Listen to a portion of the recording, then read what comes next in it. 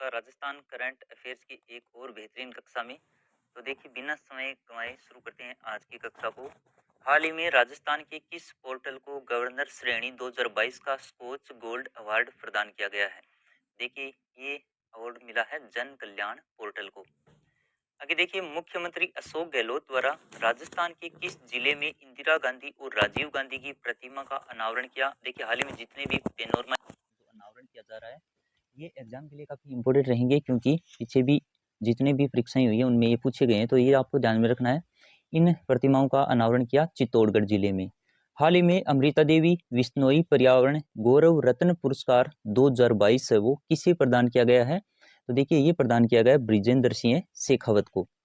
राजस्थान के किस संरक्षित क्षेत्र में लेपर्ड सफारी शुरू करने की हाल ही में ये देखिए घोषणा की गई है यहाँ पर कि ये लेपर्ड सफारी है वो शुरू की जाएगी, तो ये बंसियाल खेतड़ी में ये स्थान है, वो थोड़ा सा आप ध्यान में रखने की कोशिश कीजिए। इसके बाद में किस साहित्यिक रचना के लिए फतेह सिंह भाटी को जयपुर साहित्य सम्मान पुरस्कार के लिए नामित किया गया है? तो उनकी रचना का नाम क्या है? ये रचना आपको एग्जाम में पूछी जा सकती है, तो देखिए इस रचना का नाम है उम्मादे, और इस साहित्यकार का नाम क्या है? फतेह सिंह भाटी। प्रश्न उल्टा विपरीत वैसे भी पूछा जा सकता है कि जयपुर साहित्य सम्मान पुरस्कार के लिए किसे नामित किया गया है?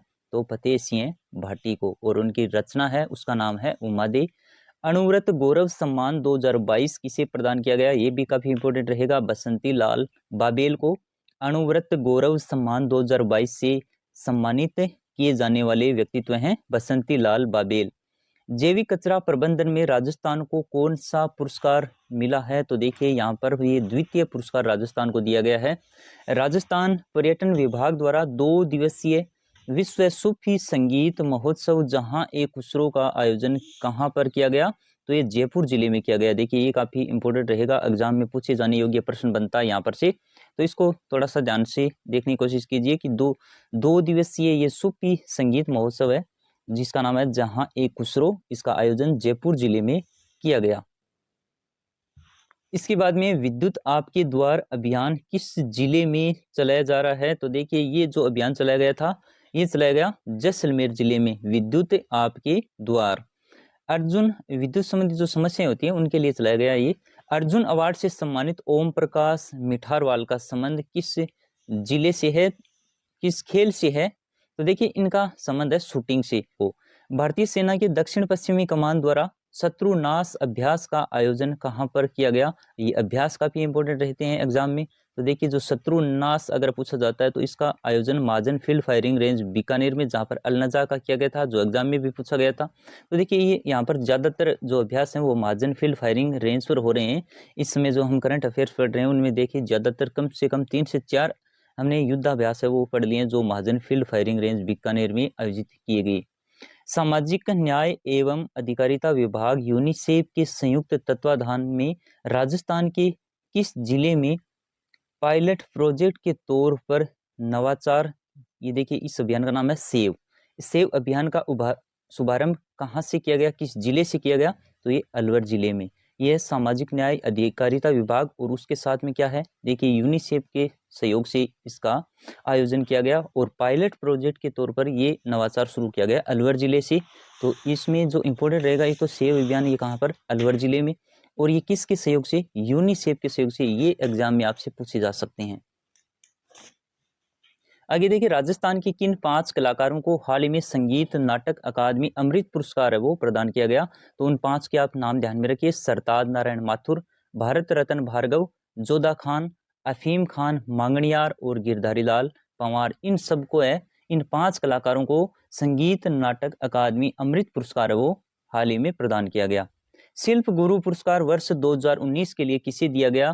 तो देखिए अब ये जो शिल्प गुरु पुरस्कार है ये अभी जो वर्तमान में दिए गए हैं हाल ही में, ये देखिए साथ में दिए गए 2019 के लिए, 2018 के लिए और 2017 के लिए। आपसे ज्यादातर संभावना रहेगी 2019 का पूछे जाने की, लेकिन कोशिश कीजिए कि 19, 18 और 17 सभी आप याद हो जाएं। तो 19 के लिए आपको कंटेस्टली याद रखना है मोहनलाल शर्मा और आसाराम मेघवाल। उसके बाद में 18 के लिए पूछा जाए तो गोपाल प्रसाद शर्मा।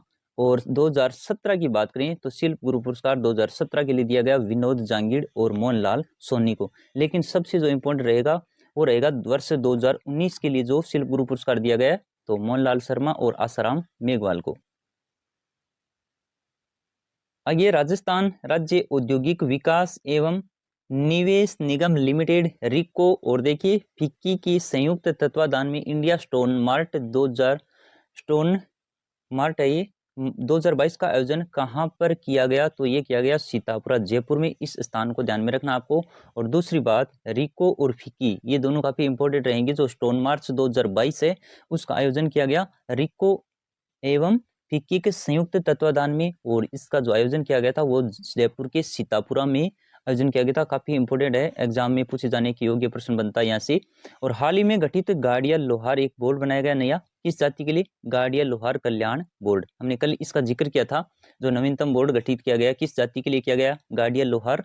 और इसमें कुल कितने सदस्य होंगे, तो देखिए इसमें कुल अध्यक्ष सहित है वो 7 सदस्य होंगे। एक अध्यक्ष, एक उपाध्यक्ष और 5 सदस्य, कुल मिलाकर कितने हो गए, 7। तो इन सातों को आप ध्यान में रखिए। आगे देखिए, हाल ही में मुख्यमंत्री अशोक गहलोत द्वारा डॉक्टर भीमराव अंबेडकर विधि विश्वविद्यालय परिसर का शिलान्यास कहां पर किया गया, तो दहमी कला जयपुर में इसका शिलान्यास है वो किया गया है। मुख्यमंत्री बाल गोपाल योजना का शुभारंभ कब से किया गया है, 29 नवंबर 2022 से। देखिए ये तिथि ध्यान में रखिए, काफी इंपोर्टेंट योजना है जो चर्चित है हाल ही में, और इसकी पूछे जाने की पूरी संभावना आपसे रहेगी। तो ये 29 नवंबर 2022 से प्रारंभ की गई है। उसके बाद में भूपेन हजारिका समर्पण समाज गौरव सम्मान 2022 किसे सम्मानित किया गया, ये भी काफी इंपोर्टेंट है, और ये दिया गया पन्ना लाल मेघवाल को। अलवर जिले में शुरू किए गए उजास अभियान, ये उदास नहीं है, उजास अभियान का संबंध किससे है, उजास यानी उजाला। और तो देखिए राजकीय विद्यालयों में जो विद्युत और जल कनेक्शन है इसके लिए अलवर जिले में शुरू किया गया अभियान है।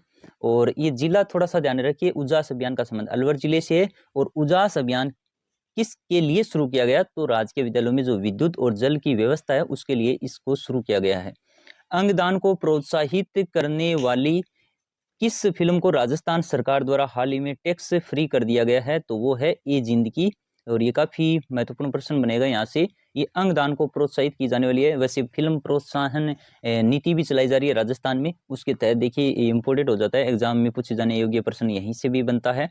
पुलिस विभाग द्वारा यूनिसेफ के सहयोग से बाल संरक्षण विषय कार्यशाला का आयोजन किस जिले में किया गया, तो देखिए यूनिसेफ के सहयोग से काफी जो योजना या कार्यक्रम आयोजित किए जा रहे हैं, और ये है डूंगरपुर जिले में जो बाल संरक्षण से संबंधित है। तो वैसे भी इंपोर्टेंट हो जाता है परीक्षा के लिए।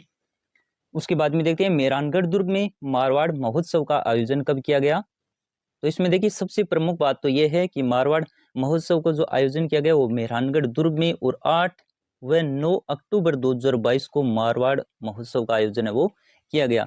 खेड़ा कानपुरा में अंतर्राष्ट्रीय क्रिकेट स्टेडियम किसके सहयोग से बनाया जाना प्रस्तावित है, तो अडानी ग्रुप के सहयोग से। और कहां पर बना जाएगा ये, खेड़ा कानपुरा में।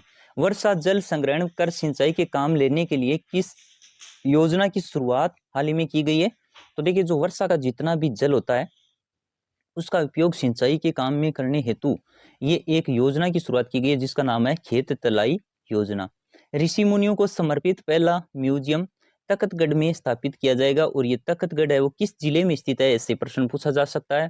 तो देखिए ये है पाली जिले में स्थित है। कौन सा, जो ऋषि मुनियों को समर्पित पहला म्यूजियम का निर्माण जहां पर किया जाएगा, जो तखतगढ़ स्थान है वो पाली जिले में वो स्थित है। उसके बाद में बूंदी जिले के किस गांव को राष्ट्रीय स्वच्छता अवार्ड 2022 से सम्मानित किया गया है, तो देखिए ये है खेरुणा गांव जो बूंदी जिले में स्थित है। काफी इंपोर्टेंट प्रश्न बनेगा यहीं से भी।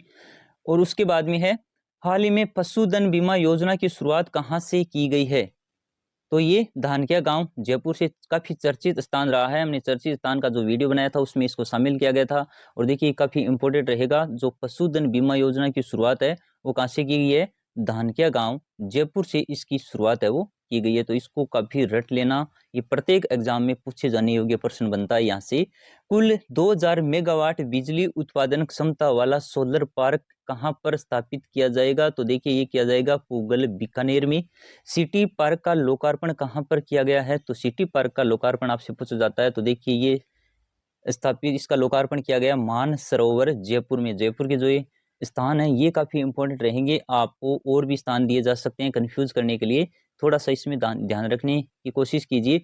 लेकिन देखिए जो ये पूगल बीकानेर 2000 मेगावाट बिजली उत्पादन क्षमता वाला सोलर पार्क है, और हाल ही में जो पशुधन बीमा योजना की शुरुआत की गई है, देखिए काफी इंपॉर्टेंट प्रश्न बनते हैं यहाँ पर। जो आगामी आपकी जितनी भी परीक्षाएं हैं उनमें थोड़ा सा ऐसी प्रश्नों को ध्यान से देख कर जाइए। आगे, भगवान शिव की सबसे बड़ी बड़ी प्रतिमा विश्वास स्वरूपम कहाँ पर स्थापित की गई है? तो देखिए विश्वास स्वरूपम जो ये प्रतिमा है, पहले भी हमने जो ऑब्जेक्टिव प्रश्न निर्माण किए थे वहां पर इसकी चर्चा की थी। ये नाथ द्वारा राजसमंद में स्थापित की गई है। बाल आयोग आपके द्वारा अभियान का संबंध कहाँ से है? तो ये कोटड़ा से शुरू किया गया, वो कोटड़ा उदयपुर से बाल आयोग आपके द्वारा अभियान की शुरुआत है वो की गई है।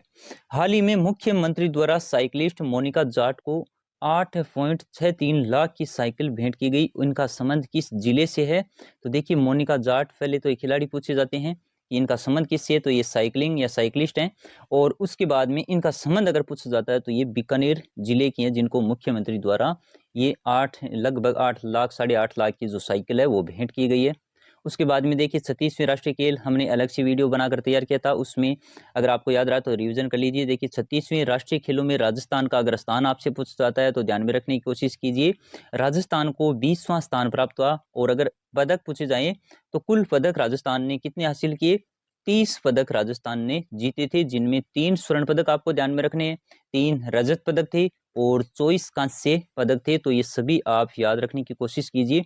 कुल पदक एग्जाम में पूरी संभावना रहेगी कि आपसे पूछे जा सकते हैं। उसके बाद में देखिए 36वें जो राष्ट्रीय खेल उसमें 3 स्वर्ण पदक विजेता कौन कौन थे, इनके नाम दिए जा सकते हैं। कविता सियाग जो साइकिलिस्ट हैं, विवान कपूर निशानेबाज हैं, और मुकेश चौधरी जो वुशु खेल से संबंधित हैं। इनका संबंध खेल से पूछा जा सकता है क्योंकि इन तीनों ने ये वो स्वर्ण पदक हासिल किया है। इसके अलावा देखिए जो 36वें राष्ट्रीय खेल है उसमें रजत पदक विजेता की बात करें तो यमनदीप शर्मा जो डिकेथलॉन एथलेटिक्स हैं, नितेश पूनिया हेमर थ्रो और करण सिंह तलवारबाजी, इनका देखिए खेल से संबंध पूछा जा सकता है। हालांकि इन्होंने तीनों ने रजत पदक हासिल किया है और आपसे इनमें से पूछे भी जा सकते हैं। यमनदीप शर्मा को ध्यान से देखने की कोशिश कीजिए, नितेश पूनिया हेमर थ्रो है, करण सिंह तलवारबाजी काफी इंपोर्टेंट रहेंगे।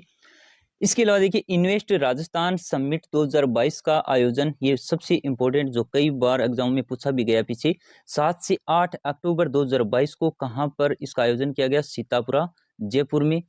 तो ये जो राजस्थान समिट 2022 है, इन्वेस्ट राजस्थान समिट, जिसका आयोजन कब किया गया ये तिथि ध्यान में रखिए, 7 से 8 अक्टूबर 2022 को। और इसका आयोजन कहाँ पर किया गया? तो सीतापुरा जयपुर में इसका आयोजन किया गया। उम्मीद है हमारी ये छोटी सी कोशिश आपको अच्छी लगी होगी। अगर अच्छा लगा है तो कमेंट करके हमें जरूर बताइए। मिलेंगे किसी अगले वीडियो में, तब तक के लिए थैंक यू।